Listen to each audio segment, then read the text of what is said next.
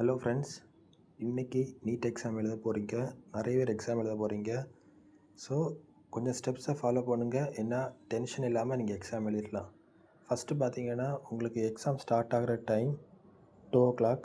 So ஒரு 1 hour before நீங்கள் exam சென்டர்ஸில் அவைலபிளாக இருக்கிறது மாதிரி பார்த்துக்கோங்க. செகண்ட், இப்போது மெட்டல் டிடெக்டர் யூஸ் பண்ணி தான் அவங்க ஏதாவது நீங்கள் மொபைல் ஃபோன்ஸ் ஏதாவது கேட்ஜெட்ஸ் ஏதாவது இருக்கான்னு செக் பண்ணுவாங்க.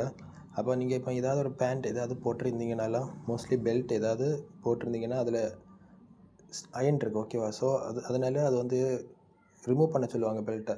ஸோ அதனால் வந்து பெல்ட் வந்து மோஸ்ட்லி வியர் பண்ணாமல் இருக்கிறது பெஸ்ட்டு. நெக்ஸ்ட் வந்து பார்த்திங்கன்னா, வாட்டர் பாட்டில்ஸ் வந்து டிரான்ஸ்பேரண்ட்டாக வச்சுக்கோங்க.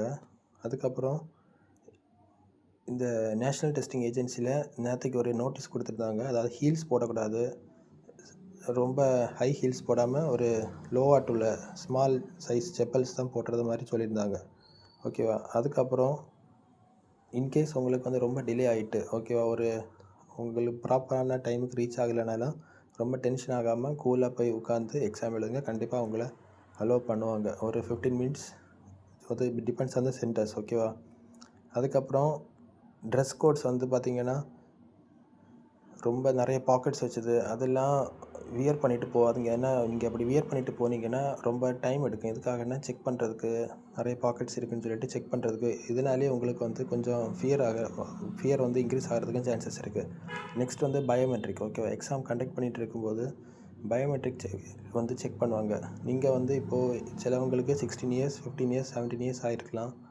அப்போது அந்த டைமில் வந்து உங்களுக்கு பயோமெட்ரிக் ஆதார் வந்து பழைய பயோமெட்ரிக் வச்சு தான் நீங்கள் யூஸ் பண்ணிகிட்டே இருப்பீங்க. இப்போ வந்து உங்களுக்கு அப்டேட் பண்ணி ஒரு 5 இயர்ஸ் ஆகிட்டுன்னு வச்சுக்கோங்க, ஓகேவா?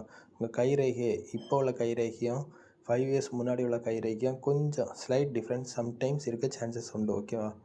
அப்படி இருந்துன்னா சிலவில் வந்து பயோமெட்ரிக் வந்து ஒர்க் ஆகாமல் போகலாம். அப்படி இல்லைன்னா ப்ராப்பரான நெட்வொர்க் கனெக்ஷன் இல்லைன்னா சர்வர் கனெக்ஷன் அப்படி இருந்தனாலும் உங்களை வந்து பயோமெட்ரிக், ஐயோ எனக்கு பயோமெட்ரிக் வந்து கரெக்டாக ஒர்க் ஆகலை அப்படின்னு சொல்லிட்டு பேனிக் ஆகாதீங்க. ஒரு லெட்டர் ஏதாவது எழுதி வாங்குவாங்க எக்ஸாம் முடிஞ்சதுக்கப்புறம். ஸோ அதனால் பயோமெட்ரிக்னால உங்களை வந்து எக்ஸாம் எழுத விடாமல் மார்க் வந்து ஹோல்டு பண்ண மாட்டாங்க, ஓகேவா? ஸோ இதெல்லாம் வந்து பேசிக் காமனாக உள்ளது.